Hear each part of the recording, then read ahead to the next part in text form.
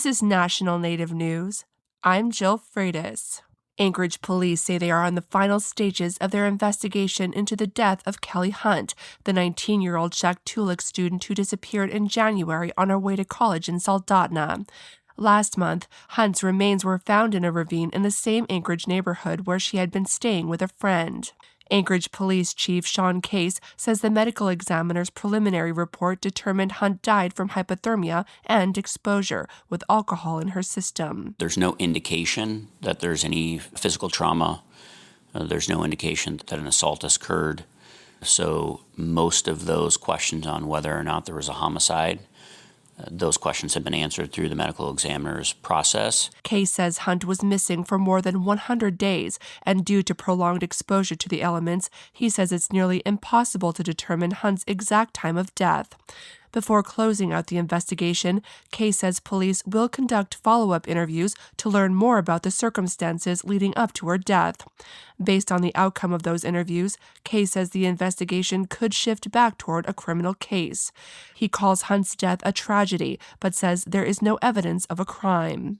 Hunt was supposed to catch a bus from Anchorage to attend the Alaska Christian College in Soldotna. Her friends told police she left on the morning of January 7th to meet with someone to buy alcohol and had left her purse and suitcase behind. Case says the investigation was further complicated because her disappearance wasn't reported until 4 days later. But despite that, Case believes his police officers and detectives did a thorough job. But advocates for missing and murdered Indigenous people, including Antonia Comack, question police handling of the case.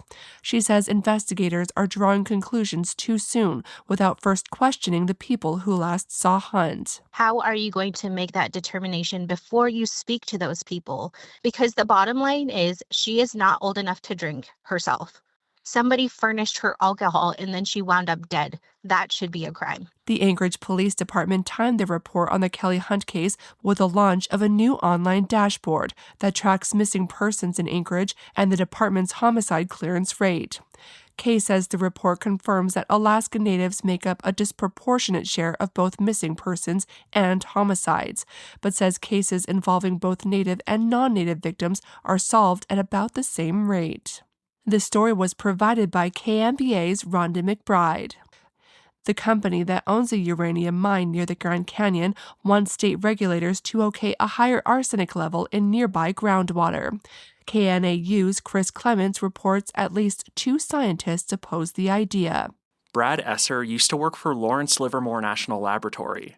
He was asked by a nonprofit that opposes Energy Fuels' Pinyon Plain mine to look into the request. It sets the wrong incentive. The response to high levels is to try to understand what's going on, not just simply raise the permit levels. But Energy Fuels says the higher arsenic levels are naturally occurring in groundwater near the mine and are not because of mining activity. Curtis Moore is a company executive. It's not surprising that there are elevated levels of arsenic next to this ore body. That's why we put a mine there, because there's an ore body there. But Esser and another scientist argue it's more likely the mine is contributing to the high levels. They think the mine's ventilation shafts could be creating oxygen-rich groundwater, causing arsenic minerals to dissolve.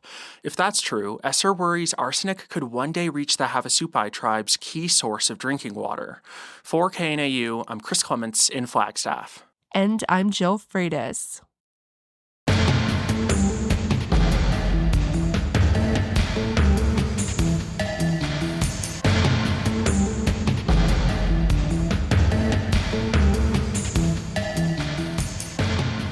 National Native News is produced by Kawanak Broadcast Corporation with funding by the Corporation for Public Broadcasting.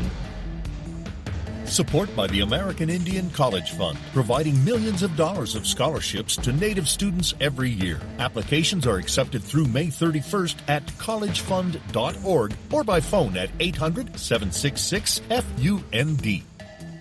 Support by Sonosky Chambers Law, championing tribal sovereignty and Native American rights since 1976. From opioids litigation to treaty rights to tribal self-governance. With offices in Washington, D.C., New Mexico, California, and Alaska. Sonosky Chambers Law.